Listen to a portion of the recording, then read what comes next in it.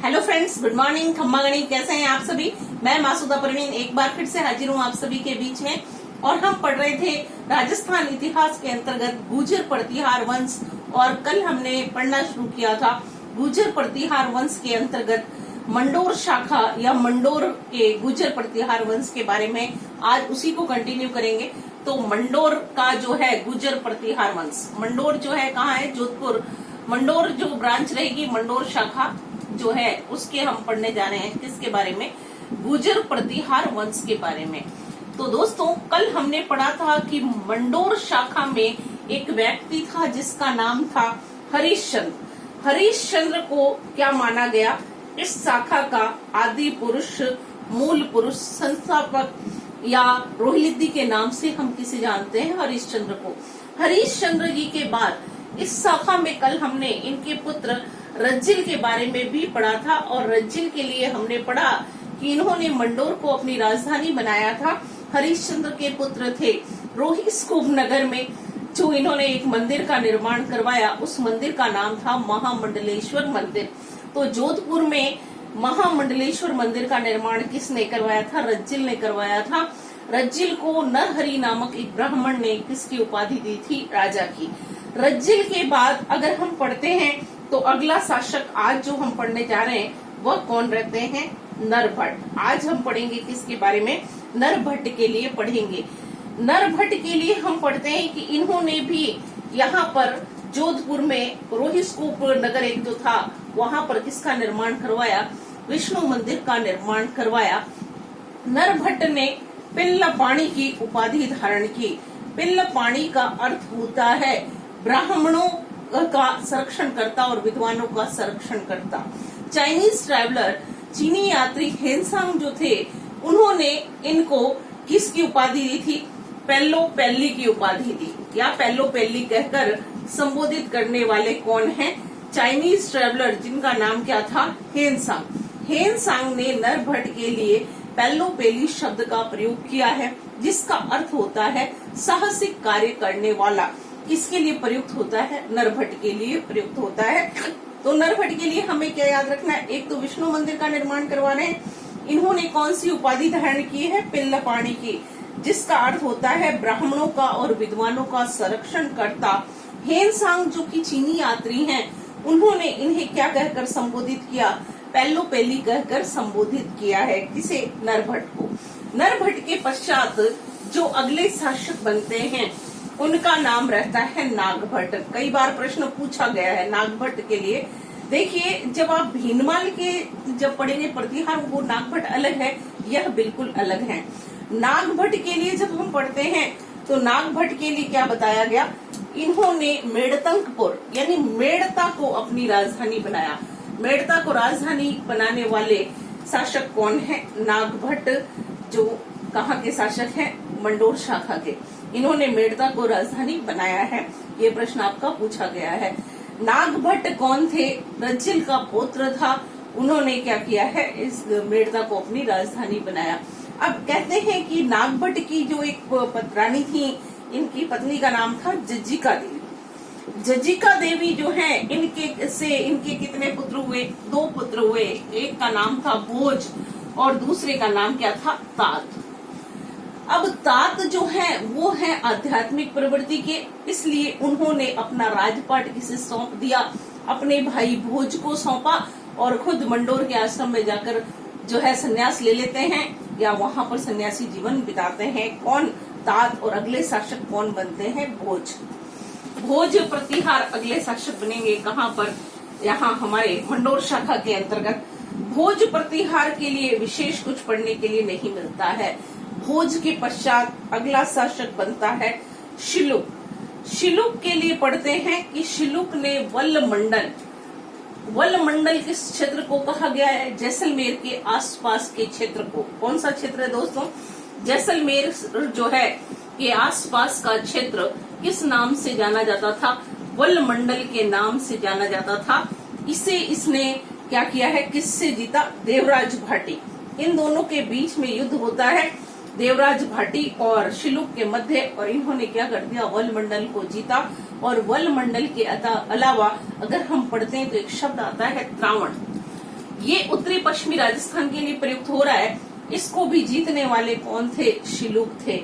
शिलूक ने भी जोधपुर में एक मंदिर का निर्माण करवाया। शिलूक ने जोधपुर में सिद्धेश्वर महादेव का मंदिर जो था, सिद्धेश्वर महादेव का मंदिर जो है किसके द्वारा निर्मित है? शिलूक के द्वारा निर्मित है। शिलूक ये प्रतापी शासकों में गिने जाते हैं। शिलूक के बाद आते हैं एक शासक जिनका नाम है झोट प्रतिहार। देखिए दोस्तों, झोट प्रतिहार की जब हम बात करते हैं तो झोट प्रतिहार के लिए विशेष कुछ नहीं मिलता है, लेकिन प्रतिहार शासकों में कुशल वीणा वादक यदि पूछा जाता है तो कुशल वीणा वादक कौन रहते हैं? झोट प्रतिहार रहते हैं। कलाओं का संरक्षण करता है, विद्वानों का संरक्षण करता कौन है? झोट प्रतिहार है। लिखा गया कि गंगा में जाकर इन्होंने मुक्ति ली थी। झोट प्रतिहार ने रावल जाति जो थी, रावल जाति के जो थे लोग, उनको अपना क्या बनाया था? सामंत बनाया था। ये कौन है? झोट प्रतिहार। झोट प्रतिहार के बाद अगला शासक आता है कक्कक। एक तो है आपके कक्कक, फिर उसके बाद आते हैं बाउक, और बाउक के पश्चात हम पढ़ते हैं कक्कुक के बारे में। अब बात आती है कक्कक की। कक्कक की जब हम बात करते हैं तो लिखा कि कक्कक ने मुंदेरगिरी जो है उसको जीता था। मुंदेरगिरी शब्द किसके लिए प्रयुक्त हो रहा है? मुंगेर के लिए। और मुंगेर आपके कहाँ पर है? बिहार में। यहाँ जो है इसको जीतने वाला किसे बताया गया है? कक्कक को बताया गया है। कक्कक जो है नागभट्ट द्वितीय हम पढ़ेंगे अभी आगे जब भीनमाल के, वहां पर नागभट्ट द्वितीय का सामंत कौन रहता है? कक्कक। बंगाल के धर्मपाल के विरुद्ध युद्ध में भाग लेने वाले शासक कौन है? कक्कक। और कक्कक के बाद आते हैं बाउक। बाउक ने मंडोर में जो आपका विष्णु मंदिर बना हुआ था उस पर उन्होंने क्या किया है? एक प्रशस्ति लगवाई। मंडोर के विष्णु मंदिर पर एक प्रशस्ति लगवाने वाले कौन हैं? ये है बाउक। बाउक जो है इन्होंने प्रशस्ति लगवाई। इसमें इन्होंने अपने वंश या अपने खानदान के बारे में सब कुछ लिखवाया था। बाउक ने भाटी जो राजकुमारी थी, भाटी वंश की राजकुमारी पद्मिनी से विवाह किया था। किसने? बाउक ने। बाउक के पश्चात अगले शासक आते हैं कक्कुक, और कक्कुक के लिए हम पढ़ते हैं कि इन्होंने 2 शिलालेख लगवाए जो जिसे हम क्या कहते हैं? घंटियाला शिलालेख कहते हैं। घंटियाला शिलालेख किसके समय के हैं? कक्कुक के समय के हैं, जिससे हमें इस वंश के बारे में जानकारी मिलती है। तो दोस्तों यह थी मंडोर शाखा गुर्जर प्रतिहार वंश की। अब देखिए प्रश्न में आपके एक तो पूछा जाता है आदि पुरुष। आदि पुरुष जब भी पूछा जाएगा आपको हरिश्चंद्र का नाम लिखना है। वास्तविक संस्थापक जब पूछा जाएगा तो आपको क्या लिखना है? रज्जी लिखना है। प्रतिहारों का कर्ण, दानवीर कर्ण, प्रतिहारों का कर्ण यदि पूछा जाता है तो भी आपको क्या लिखना है? कक्कुक के बारे में ही लिखना है। प्रतिहारों का कर्ण किसे कहा गया है? कक्कुक को कहा गया है। तो ये थे आपके मंडोर शाखा में गुर्जर प्रतिहार वंश। इस तरह से ये शाखा समाप्त होती है। फिर एक नई शाखा जो आपकी आएगी वह कौन सी शाखा रहेगी? भीनमाल शाखा या जालोर जो आप कहते हैं। वहां पर किसने राज किया था? प्रतिहारों ने राज किया था। तो आपको जब जालोर का किला पढ़ाया था तब भी मैंने आपको बताया था कि जालोर दुर्ग का निर्माण 7वीं शताब्दी में नागभट्ट प्रथम जो थे उनके द्वारा बनवाया गया था।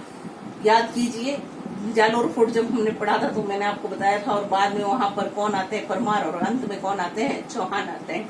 अब जहां तक कि मंडोर शाखा गुर्जर प्रतिहार वंश की बात कर रहे हैं, कक्कुक के बाद हमारे पास पर्याप्त सामग्री उपलब्ध नहीं है जिससे हम इसके आगे की हिस्ट्री जान सकें।